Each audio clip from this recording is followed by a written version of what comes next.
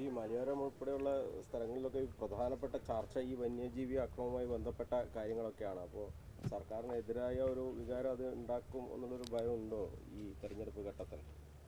അല്ല, കഴിഞ്ഞ 1.5 വർഷമായി നമ്മുടെ മലയോര മേഖലയിൽ അസാധാരണമായ വിധത്തിലുള്ള കാര്യങ്ങളാണ് നടന്നുകൊണ്ടിരിക്കുന്നത്. വന്യജീവികൾ ഒറ്റക്കും കൂട്ടമായും ജനവാസ മേഖലയിൽ കടന്നു വന്ന് ജീവനും സ്വത്തിനും നഷ്ടമുണ്ടാക്കുന്ന പ്രവണത വർദ്ധിച്ചു വന്നിട്ടുണ്ട്.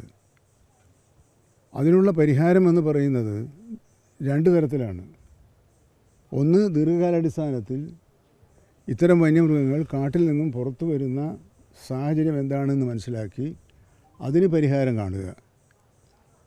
2, നാട്ടിലിറങ്ങിയാൽ അതിനെ നിലവിലുള്ള നിയമങ്ങളും വ്യവസ്ഥകളും വെച്ചുകൊണ്ട് എങ്ങനെയാണ് ജനങ്ങൾക്ക് സുരക്ഷ നൽകാൻ കഴിയുക എന്നുള്ളതാണ്. അപ്പോൾ അതിന് തടസ്സമായി നിൽക്കുന്നത്, പലപ്പോഴും ബോധപൂർവം മറച്ചു വെക്കുന്നത്, ഈ വന്യജീവി സംരക്ഷണ നിയമം എന്ന് പറയുന്നത് കേന്ദ്ര നിയമമാണ്. ആ കേന്ദ്ര നിയമത്തിൽ എന്തെങ്കിലും മാറ്റം വരുത്തണമെങ്കിൽ സംസ്ഥാന ഗവൺമെൻറ് സാധ്യമല്ല. അപ്പോൾ ആ നിയമത്തിൽ ചിലർ പ്രചരിപ്പിക്കുന്നത് പോലെ ഈ അക്രമകാരികളായ വന്യമൃഗങ്ങളെ വെടിവെക്കാൻ ഉത്തരവ് നൽകാൻ ചീഫ് വൈൽഡ് ലൈഫ് വാർഡന് അനുവാദം കൊടുക്കുന്നുണ്ട്. പക്ഷേ അതിൻ്റെ നടപടിക്രമങ്ങൾ വരുമ്പോൾ, ചട്ടങ്ങൾ വരുമ്പോൾ അതിലെ ചട്ടങ്ങളിൽ പറയുന്ന നിർദ്ദേശങ്ങൾ അപ്രായോഗികമാണ്. എന്താണ് കാരണം? ഇവിടെ ഇപ്പോൾ ഉദാഹരണത്തിന് ഈ പ്രദേശത്ത് ഒരു കാട്ടുപന്നി വന്ന് അക്രമം നടത്തുന്നു. അതിനെ വെടിവെക്കണമോ വേണ്ടിയോ എന്ന് തീരുമാനിക്കുന്നത് അവിടുത്തെ റേഞ്ച് ഓഫീസർ, അവിടുത്തെ പഞ്ചായത്ത് പ്രസിഡൻറ്റ്, അവിടുത്തെ ഒരു പരിസ്ഥിതി പ്രവർത്തകൻ, 2 പൊതുപ്രവർത്തകർ എന്ന കമ്മിറ്റി രൂപീകരിക്കണം. നിബന്ധന 1. ഈ കമ്മിറ്റി ജില്ലാ ഫോറസ്റ്റ് ഓഫീസർക്ക് ശുപാർശ സമർപ്പിക്കണം. ജില്ലാ forest officer chief wildlife വാർഡന് ശുപാർശ സമർപ്പിച്ച് അദ്ദേഹത്തിന്, അപ്പോൾ അവിടെ സംഭവിക്കുന്നത് എന്താണ്? 1.5 ദിവസത്തെ കാലതാമസമാണ് അതുകൊണ്ട് ഉണ്ടാകുക. അപ്പോഴത്തേക്കും ഈ സംഭവ സ്ഥലത്ത് എന്തെല്ലാം അനിഷ്ട സംഭവങ്ങൾ ഉണ്ടാകാൻ ഇടയുണ്ടോ അതെല്ലാം ഇല്ലാതാകും. അതുകൊണ്ടാണ് കേരള സർക്കാർ ആദ്യം മുതൽ വന്യജീവി സംരക്ഷണ നിയമത്തിലെ 72 വന്യജീവി സംരക്ഷണ നിയമത്തിലെ 11(1)(a), 11(1)(b) തുടങ്ങിയ വകുപ്പുകളിൽ മാറ്റം വേണമെന്ന് നമ്മൾ ആവശ്യപ്പെടാനിടയായത്. പക്ഷേ ദൗർഭാഗ്യവശാൽ നിയമത്തിൽ മാറ്റങ്ങൾ വരുത്തുന്നതിനെക്കുറിച്ചുള്ള ഒരു അനുകൂല നിലപാടും കേന്ദ്ര സർക്കാരിൻ്റെ ഭാഗത്തുനിന്ന് ഉണ്ടായിട്ടില്ല. അവിടെ മലയോര മേഖലയിൽ പ്രതിഷേധമുയർത്തുന്ന സാധാരണ കർഷകൻ്റെ വികാരത്തോടൊപ്പം തന്നെയാണ് ഗവൺമെൻറ്. എന്നാൽ അതിൽ രാഷ്ട്രീയ മുതലെടുപ്പ് ലക്ഷ്യം വെച്ചുകൊണ്ടുള്ള നടത്തുന്ന പ്രവർത്തനത്തിൽ എംപിമാരാണ് മുൻപന്തിയിൽ കാണുന്നത്. പ്രത്യേകിച്ചും പത്തനംതിട്ട, ഇടുക്കി തുടങ്ങിയ മേഖലകളിലെ എംപിമാരാണ്. എനിക്ക് അവരോട് അന്വേഷിക്കാനുള്ളത്, ഈ നിയമത്തിലുള്ള അപാകത പരിഹരിക്കുന്നതിന് വേണ്ടി ഈ 2 വർഷക്കാലമായി അവർ പാർലമെൻറ്റിൽ ഒരു ചോദ്യമെങ്കിലും ചോദിച്ചിട്ടുണ്ടോ? ഒന്ന് ഇടപെട്ടിട്ടുണ്ടോ? എപ്പോഴെങ്കിലും അവരിടപെട്ടതായി നമ്മൾ കാണുക. അവിടെ ഒരു അത്യാഹിതമുണ്ടാകുമ്പോൾ അവിടെ ഓടിച്ചൊല്ലുകയും ജനങ്ങളെ ആവേശം കൊള്ളിക്കുകയും വൈകാരിക തലത്തിൽ ആ പ്രശ്നത്തെ കൊണ്ടുപോകാനും ശ്രമിക്കുന്ന അത് പ്രതിഷേധമാണ്. ആ പ്രതിഷേധത്തിന് ഞാൻ പറഞ്ഞല്ലോ, പ്രതിഷേധത്തോട് ഒരസഹിഷ്ണുതയും ഗവൺമെൻറ്റിനില്ല. പക്ഷേ അങ്ങനെ ചെയ്യുന്നവർ എന്തു ചെയ്തു? ഇപ്പം നിങ്ങൾ കേട്ടിരിക്കും, ബഹുമാനപ്പെട്ട രാഹുൽ ഗാന്ധി വയനാട്ടിൽ നോമിനേഷൻ കൊടുക്കാൻ വന്നപ്പോൾ മാധ്യമപ്രവർത്തകർ ഇതേ ചോദ്യം അദ്ദേഹത്തിനോട് ചോദിച്ചു. അദ്ദേഹം പറഞ്ഞത് എന്താണ്? ഞാൻ മുഖ്യമന്ത്രിക്ക് കത്തയച്ചിട്ടുണ്ട് എന്നാണ്. മുഖ്യമന്ത്രിയല്ലല്ലോ തിരുത്തേണ്ടത് എവിടെയാണ്? കേന്ദ്രത്തിലല്ലേ തിരുത്തേണ്ട ആവശ്യം. ഈ ആവശ്യം ഉന്നയിച്ചുകൊണ്ട് 4-5 തവണ നേരിട്ട് ഞാൻ തന്നെ ബഹുമാനപ്പെട്ട കേന്ദ്ര വനം പരിസ്ഥിതി മന്ത്രിയെ നേരിൽ കണ്ടിരുന്നു. 2 തവണ ഞാനും റവന്യൂ മിനിസ്റ്ററും ഈ ബഹുമാനപ്പെട്ട മന്ത്രിയെ കണ്ട് സംസാരിച്ചിരുന്നു. എപ്പോഴും അനുകൂലമായ തീരുമാനമെടുക്കുക എന്ന് പറയുകയല്ലാതെ ആ തീരുമാനത്തിന് വേണ്ടി എന്തെങ്കിലും ഒന്ന് ചെയ്തതായി കണ്ടില്ല. കേരള നിയമസഭ തന്നെ ഐക്യകണ്ഠേന നിയമഭേദഗതി ആവശ്യപ്പെട്ടുകൊണ്ടുള്ള പ്രമേയം പാസ്സാക്കി ഗവൺമെൻറ്റിലേക്ക് അയച്ചിരുന്നു. കേന്ദ്ര ഗവൺമെൻറ്റിലേക്ക് അയച്ചിരുന്നു. അതിനും അനുകൂലമായ പ്രതികരണമല്ല ഉണ്ടായത്. ഇക്കഴിഞ്ഞ ഫെബ്രുവരി മാസം 7-ാം തീയതി വീണ്ടും ഞങ്ങൾ ചെന്ന്, ഞാനും ബഹുമാനപ്പെട്ട റവന്യൂ മിനിസ്റ്ററും ഒരുമിച്ച് ചെന്ന് കേന്ദ്ര ക്യാബിനറ്റ് മന്ത്രിയെയും സഹമന്ത്രിയെയും 2 പേരെയും കണ്ട് കേരളം നേരിടുന്ന ഗുരുതരമായ ഒരു സാഹചര്യം അവരുടെ ശ്രദ്ധയിൽപ്പെടുത്തുകയുണ്ടായി.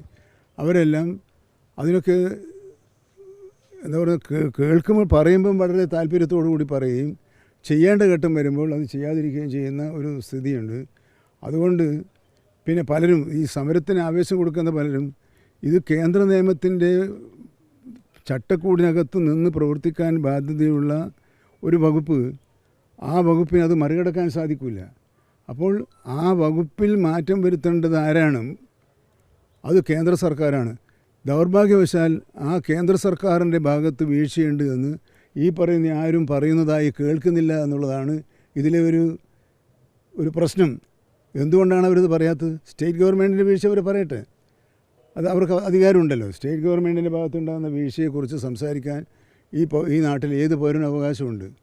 അതേസമയത്ത് വീഴ്ച ഉണ്ടായ സംസ്ഥാന ഗവൺമെൻറ്റിനെ മാത്രം കുറ്റപ്പെടുത്തുകയും കേന്ദ്ര ഗവൺമെൻറ്റിനെ വെറുതെ വിടുകയും ചെയ്യുന്ന, അല്ലെങ്കിൽ അതിനെക്കുറിച്ച് മൗനം പാലിക്കുന്ന ഒരു ഇരട്ടത്താപ്പ് ഈ രംഗത്ത് ഉണ്ടായിട്ടുണ്ട് എന്നുള്ളത് ദൗർഭാഗ്യകരമാണ്.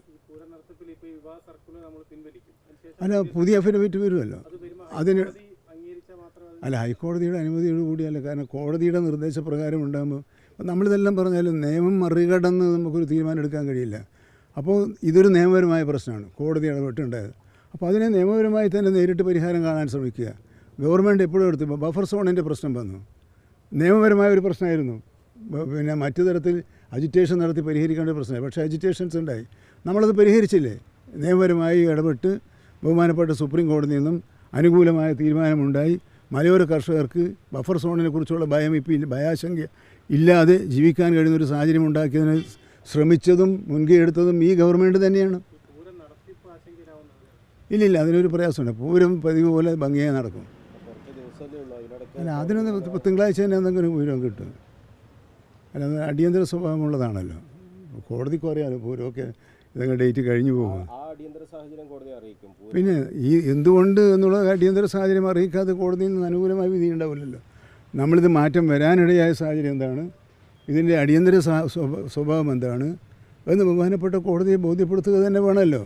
ആ ബോധ്യപ്പെടുത്തുന്നത് നമ്മൾ പരാജയപ്പെട്ടാൽ ഈ പ്രശ്നത്തിന് മുമ്പോട്ട് പോകാൻ വേണ്ടി കഴിയില്ല. അപ്പോൾ വളരെ ഗൗരവത്തിൽ തന്നെ ആ പ്രശ്നങ്ങൾ കാണേണ്ടതുണ്ട്.